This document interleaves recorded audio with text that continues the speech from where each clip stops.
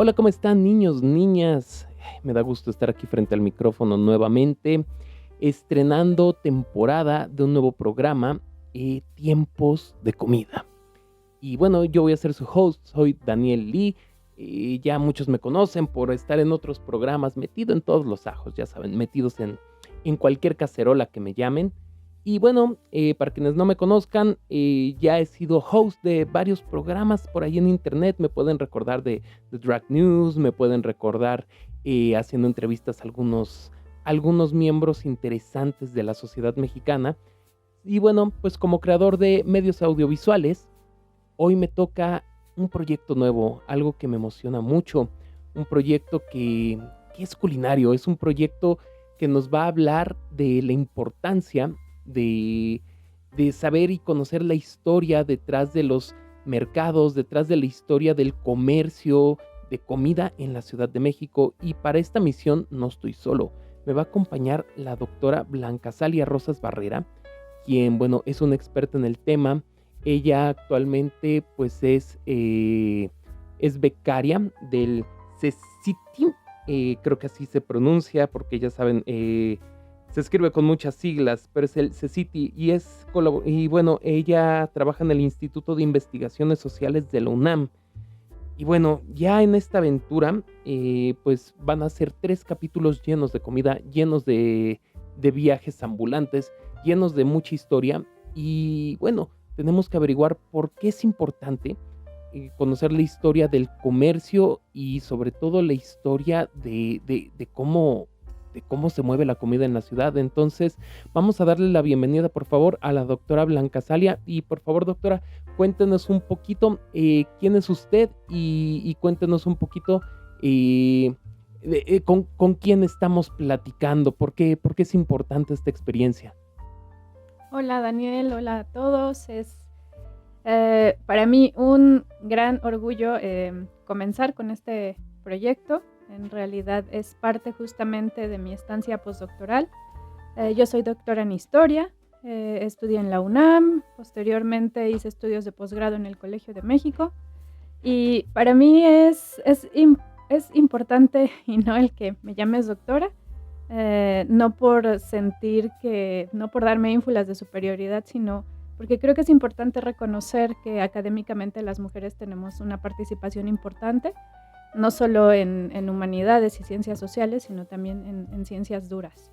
Entonces por ahí me voy a dejar eh, el que me llames doctora en esta ocasión, también pues para hablar un poco de la idea de este podcast, que es hablar yo de mis temas de investigación y cómo estos pueden llegar al interés y pueden llegar a oídos de gente de todo tipo, a quien le interesen los temas de la alimentación, sobre todo desde una perspectiva histórica, que creo que es importante ir por ahí, porque ya tenemos mucho contenido de alimentos en la actualidad, ya sean documentales, series, y, y todo nos habla de los tiempos de comida ahora, ¿no? Pero yo creo que es importante también retomar esta parte histórica. Ok, me parece perfecto y sobre todo me da gusto que me dejes llamarte doctora porque siempre quise convivir con doctores. Yo en mi vida de creador de medios rara vez tuve doctores aquí en el estudio, entonces me da gusto, me siento como superheroico, ¿no? Llamándote doctora. Pero bueno, pues vamos a empezar por lo básico, ¿no? Eh, realmente, realmente, ¿cómo funciona esto de ser historiador? A ver, porque escuchamos mucho acerca de historiadores, escuchamos mucho acerca de las clases de historia. De hecho, la investigación histórica es algo que tenemos muy presente, pero, a ver, ¿cuál es la diferencia o qué es lo sustancial real de tu trabajo a lo que la gente se imagina? Porque la gente a veces tiene una idea así como si fueras Indiana Jones, ¿no? Y confunden a los historiadores con arqueólogos. Y otras veces, pues la gente tiene la idea de que el historiador es alguien ahí encerrado en un salón de clases, ¿no? Pero cuéntanos exactamente qué hace un historiador y a ver, venos abordando por ahí, por favor. Bueno, sí, justamente todos lo asocian con películas que ya conocemos, o también hay muchas series en donde hay investigación histórica. Sin embargo, pues lo que hace un historiador es investigar el pasado a partir de fuentes, ya sean documentos, imágenes, objetos que nos quedan del pasado y testimonios, ya sea escritos, a veces orales, que ahora ya hay una recopilación de fuentes orales muy importantes. Estos son entrevistas realizadas también por gente interesada en mantener la memoria de las personas. No se trata solo de recopilar datos, sino de interpretarlos, de hacer preguntas sobre cómo vivía la gente, cómo se organizaba la sociedad, en este caso, qué comían, cómo obtenían estos alimentos y cómo se relacionaba la gente mientras comía, por ejemplo. Esos son mis temas de interés. Yo, por ejemplo, decidí estudiar historia porque siempre me interesó entender cómo llegamos a ser lo que somos hoy en día. La historia nos ayuda a ver que nada es natural o eterno. Todo tiene un origen, procesos y un contexto, y eso nos da herramientas para pensar el presente de otra manera. Pues la historia no solo es una lista de fechas o personajes famosos, eso me ha pasado mucho, conocer nuevas personas y decir, nunca había conocido un historiador, y que te pregunten, ¿cuándo fue la revolución? ¿Cuándo fue que murió, no sé, Porfirio Díaz? Sí, que te supieras todas las fechas, ¿no? O sea, Exacto. creen que eres un banco de datos ahí de fechas. Exacto, y desde el primer día de la carrera, francamente, yo también pensaba que era algo así. Y pues no, me topé con que cuando empecé a estudiar historia en la UNAM, lo primero que decían los profesores es, ustedes no son una enciclopedia, está bien que sepan cosas, deben saber cosas, pero no es necesario que sepan absolutamente todas las fechas ni todos los personajes, ¿no?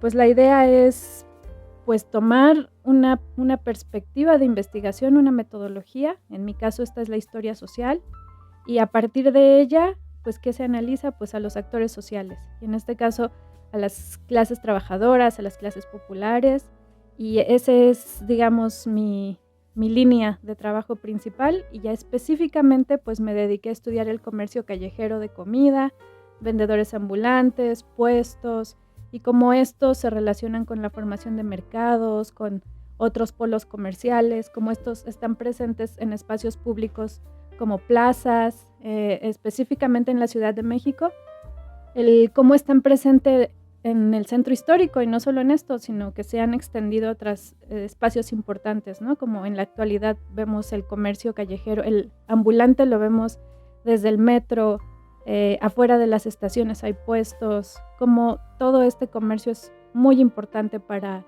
la vida urbana cotidiana, y pues a mí me ha interesado rastrear históricamente de dónde viene esto y cuáles son las causas históricas de su permanencia. Creo que por ahí va sobre todo mi interés.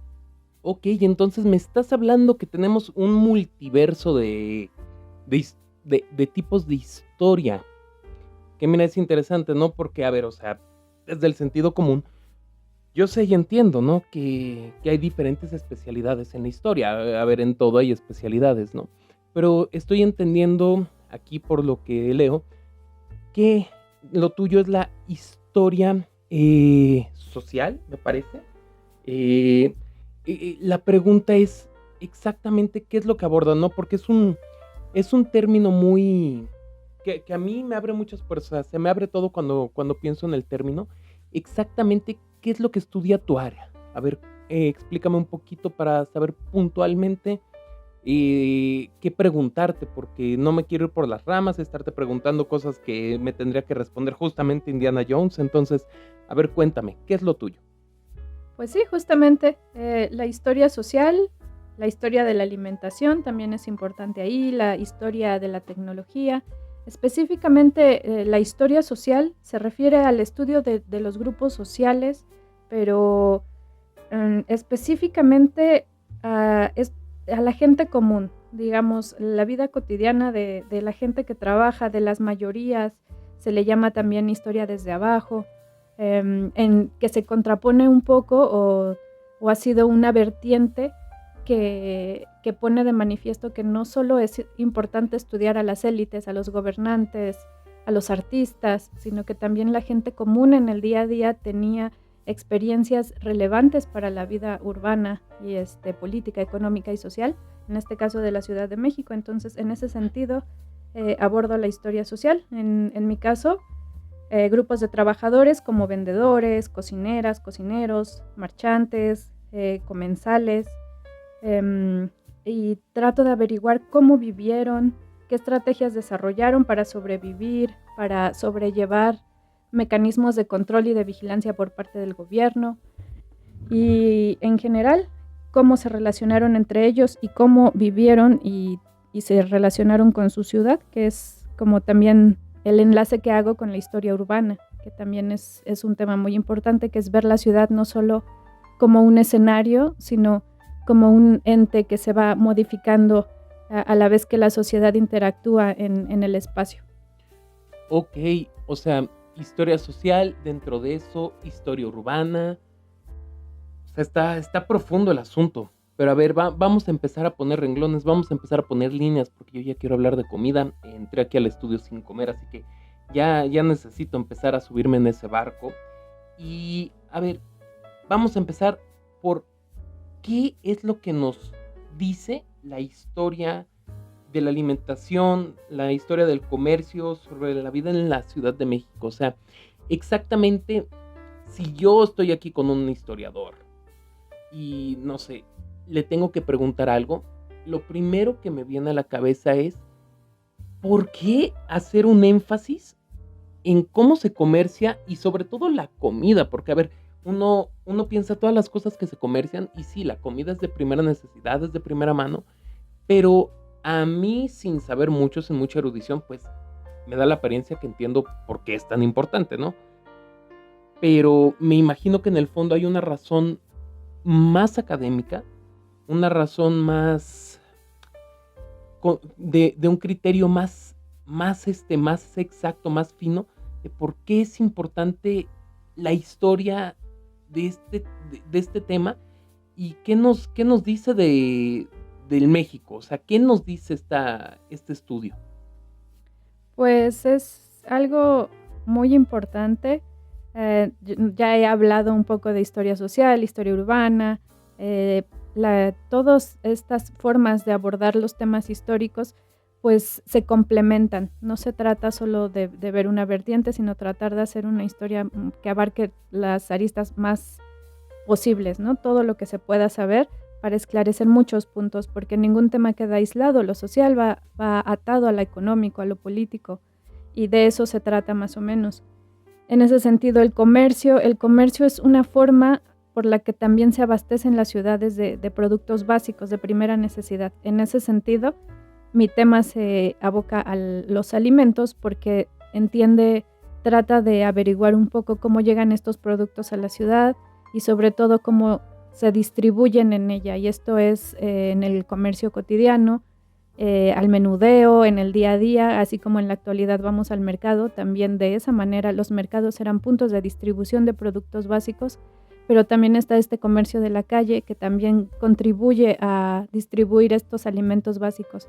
Y pues son materias primas, frutas, verduras, carnes, derivados animales, proteínas de diversos tipos, productos agrícolas de parcelas pequeñitas hasta aquellos que llegan en grandes proporciones de otras regiones. Y a la vez también de comerciar estos productos, también tenemos la otra vertiente que es, también podemos encontrar la comida ya preparada y también ya sea para consumirla en el lugar o para llevarla a otra parte. Y en ese sentido, pues la comida no solo nos está abriendo todo un mundo sobre nociones de nutrición, como lo veríamos en la actualidad, sino que es parte de la cultura, de la identidad, de la economía y de la política. En ese sentido, estudiar la historia de la alimentación y del comercio nos permite entender cómo se construyeron los mercados, cómo se organizaron los oficios que se desprenden de los mercados, no solo el de tendero, sino también había cargadores, había gente encargada de vigilar que se cumplieran las normas de salud, los pesos y medidas, vigilantes del orden, que no hubiera altercados de la gente, también gente que le da mantenimiento y las mismas autoridades también están ahí involucradas, tal vez y los consumidores, que si bien no están como trabajadores, pues están presentes en estos espacios. Fíjate, no esperaba una respuesta tan densa, tan intensa, porque, bueno, ¿no? O sea, en mi mente yo estaba esperando que algo así estilo, pues, porque el comercio es muy importante y pues define un poco cómo nos comportamos. O sea, estaba esperando como una respuesta más compacta, más estricta. Y me estoy dando cuenta que es un tema bien espeso. O sea, ya cuando empezaste a hablar de pesos y medidas, y yo me imaginé acá al sheriff de Nottingham, ya sabes, multando y trepando ya a la jaula a los vendedores ambulantes por pesar mal. O sea, me vinieron a la mente muchas cosas ahí, lo cual me hace pensar algo. Este es un tema muy académico. O sea, a ver, yo les aclaro aquí a la audiencia. A mí, pues bueno, me contrataron para empezar con este proyecto, este piloto. Y, y bueno, o sea, más o menos me dio una empapadita de qué va, porque pues, necesito saber qué preguntar, pero no me imaginé que fuera a ser tan denso. Entonces, ahorita me surge una pregunta importantísima. ¿Por qué un podcast? O sea, por qué un tema tan denso viene a un formato donde, a ver, usualmente pues vamos al esparcimiento? No sé a la educación, pero usualmente es un poco más esta educación de compañía, ¿no? Que estás haciendo tus cosas, cocinando, etcétera, y lo pones, ¿no? Ahí para pasar el rato. Pero, ¿por qué escogiste este formato? A ver, doctora, cuéntanos, ¿por qué? ¿Por qué? ¿Por qué? Pues justamente como lo mencionas, pareciera un tema tan denso y como yo lo he manejado desde, digamos, desde el posgrado, siendo mi tesis de doctorado, sobre todo de donde salió esto, bueno, no, de hecho, desde la de licenciatura comencé a trabajar estos temas, me seguí en la maestría y en el doctorado, más o menos los abordé desde diferentes aspectos. Y pues me di cuenta que si bien tiene toda esta parte dura de datos, información, incluso datos cuantitativos, de reunir tablas de precios, de reunir tablas de pagos, de derecho de piso, de pagos de los productos, de diferentes cuestiones, pues me di cuenta que de fondo es un tema que nos es tan común y tan importante en la vida cotidiana, que es indispensable y que pensé, ¿por qué no todo esto que yo investigué, por qué no hacerlo un poco más digerible? Porque es muy difícil en realidad que el público en general lea y luego que lea sobre temas en un formato académico como son los libros publicados por las universidades, que lo que se busca ahí es la rigurosidad y a veces un lenguaje un poco formal que llega a ser un poco ajeno a la mayoría de la gente y pues deja de interesarles. Entonces yo pensé en que un podcast podría ser una manera más digerible de hablar de estos temas con una mirada profunda y, y dando datos bien investigados, pero que a la vez les llamara la atención y se relacionara con sus intereses, con lo que ven día a día, pudiera llegar a mucha más gente de lo que llegaría a un libro, por ejemplo. O bueno, sí, como medio de difusión, pues sí, te doy ahí totalmente la razón. Esto es una audiencia muchísimo más amplia. La gente va en este carrito chocón que es el internet y se va topando con todo. Entonces, a mí me da gusto que se estén topando con este carrito. Dirán, ¿cómo sabes que nos estamos topando? Porque ya nos escuchaste como 20 minutos, evidentemente ya chocaste en este carro. Yo espero que te quedes. Y pues bueno, doctora, antes de terminar con con este primer viaje que tal vez sea un poquito más largo después. Yo creo que al rato, ya que me permita yo así como extenderme un poquito más, vamos a, vamos a engrosar el contenido de cada capítulo. Pero quiero terminar haciendo algunas preguntas interesantes, importantes. Pueden ser un poquito de tu carrera, pueden ser un poquito también de otras dudas, curiosidades que me dan al respecto. La primera es, ¿en qué periodos nos vamos a enfocar en este podcast?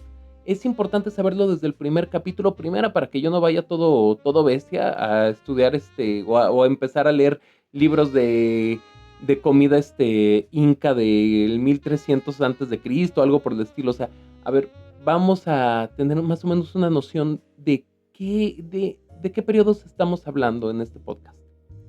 Pues en realidad mi área de expertise, digamos, mi temporalidad, la que mejor manejo sería el finales del periodo virreinal, esto es desde 1700 hasta 1820, que es cuando termina el periodo virreinal y posteriormente el siglo XIX, que sería algo que también manejo bastante bien, que sería ya el México independiente y posteriormente estas cuestiones del centralismo contra la República Federal y posteriormente las intervenciones extranjeras y hasta llegar al Porfiriato y ya un poquito pues vamos a tocar el siglo XX, que es justamente el interés de esta propuesta es que ya hay mucho material del siglo XX, es algo que se conoce bastante porque lo tenemos más presente. Muchos de nosotros nos tocó vivir un pedazo todavía de esa centuria, a nuestros padres, a nuestros abuelos no se diga.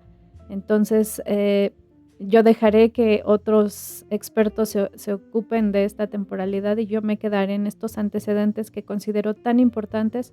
Y sí, es una pena que vamos a tratar únicamente la Ciudad de México, sin embargo, yo quisiera verlo como un punto de partida para posteriormente, no sé, tal vez abocarnos a otras regiones dentro del país o dentro del mundo, y no estaría de más buscar la relación que tienen estos temas en el ámbito local con un ámbito geográfico un poco más amplio. Oh, ya veo, ya veo. Bueno, a mí me va a ser difícil porque yo no tengo tanta correa. Ahí me disculparás, doctora, si de repente me voy por un lado o por el otro, porque yo voy preguntando. Yo simbolizo la voz de la audiencia que viene a preguntar. También vamos a tener un pequeño chat en vivo. Vamos a tener aquí durante las grabaciones del estudio. Vamos a tener un poquito de audiencia piloto también, porque es una audiencia que está nada más pendiente aquí a las grabaciones. Ya si esto se nos va de las manos, ahora sí que si se nos va como crudos al tianguis del domingo, pues ya podremos tener un chat en vivo en YouTube. Y bueno, eso va a cambiar totalmente la experiencia. Pero pues de mientras yo voy a simbolizar todas estas preguntas que nos surge, pues a quienes no estamos metidos en, en los temas de la historia, ¿no? Y pues nada, sin más que agregar, niños, niñas, vamos a dejar este capitulito por aquí. No, doctora, a ver, ¿qué nos falta, doctora? ¿Qué me estoy perdiendo? A ver, yo ya aquí despidiéndome. Y a ver, estoy viendo aquí señales rojas de la doctora. No se quiere ir. A ver, doctora, ¿a dónde vamos? No, todavía nos hace falta hablar un poco de qué temas vamos a abordar. Yo sé que 3 capítulos temáticos son muy poquitos, pero yo creo que van a estar muy interesantes y es algo que no mencionamos. Van a ser 3, uno va a ser sobre verbenas, que ya les vamos a hablar un poquito sobre estas festividades, el origen histórico y otros términos con el que se refieren en distintas partes a esta festividad. También vamos a hablar un poco sobre los tianguis, que también es un tema importantísimo en México y en la ciudad, no se diga, tenemos muchísimos tianguis. Ya les daremos cifras, ubicaciones. Y el tercer tema, que van a ser las fondas. Las fondas también es algo muy propio de la ciudad, muy característico, cocinas económicas, su origen y temas muy interesantes que se desprenden de todo esto, siempre pensando que tenga que ver con la comida. Espero que sí logremos como mantenernos por ese carril, que es el interés principal, pero si no lo logramos, al menos habrá datos interesantes de muchas otras cosas que, como les decía, es muy difícil seguir un solo hilo conductor. Van saliendo muchos temas relacionados de diferentes, de otros temas que están ahí inmiscuidos en todo esto de la alimentación. De todo lo que es esta ensalada increíble que es el conocimiento, la historia. Pues sí, no prometo yo mantenernos en un carril. ¿Para qué miento? ¿Para qué les miento? ¿Para qué le miento a mi audiencia que ya me conoce? O sea, ¿qué caso tendría? No, niños, yo voy a ir por todos lados y vamos a ver la doctora cómo me cuadra en el viaje. Pero bueno, en vía de mientras, ya saben, tenemos esos temas ahí pendientes, ya los tenemos en puerta. Y bueno, pues doctora, ¿algo más que quiera agregar antes de irnos? Claro que sí. Bueno, yo te veo corriendo, pero todavía hay como algunos detalles por afinar. Pues me gustaría sobre todo decir, tal vez un descargo de responsabilidad aquí antes de embarcarnos en esta aventura alimenticia, pues pensar un poquito en que pues yo manejo ciertos temas, pero va a haber otros en los que no soy experta. Y no vengo aquí a tratar yo de resolver todo ni de decir una verdad absoluta. A mí me encantaría que si yo me equivoco en algo si hay gente que nos pueda, entre el público, entre nuestro público, hay gente que pueda ahondar en algún tema o corregir algo, es totalmente bienvenido. Esta es la idea de hacer este tipo de proyectos, poder interactuar, porque si no se queda ahí como un discurso que no propone nada. Entonces, además de proponer, pues queremos fomentar el diálogo, como ya lo decías, pensando en tal vez preguntas y respuestas en vivo. Ojalá se pueda. Si no, pues vamos a estar muy pendientes a las preguntas que puedan hacer en el chat, y responderlas de la mejor manera posible o incluso eso, que quede ahí registrado cuando hay algún error o una imprecisión que suele pasar. La historia también es algo en construcción porque la realizamos a partir de vestigios del pasado, de testimonios, pero estos son fragmentarios, entonces uno va tratando ahí de hilar y llenar vacíos en la información y a veces ahí uno pues también mete un poco de su cosecha y, y es algo que quería compartir, por ejemplo, ahora que estoy estudiando algunos menús en el Porfiriato, qué es lo que se vendía en las calles y qué se consumía en los restaurantes, por ejemplo, encuentro algunos platillos que se me hacía muy fácil identificar con platillos actuales, ¿no? Si encontramos las quesadillas, encontramos las tortas, encontramos... esos ejemplos son importantes, por ejemplo, pensar que la quesadilla en otros contextos es un pan de queso. ¿En serio? Ave María, qué terror. De los creadores de la quesadilla sin queso viene la quesadilla con pan.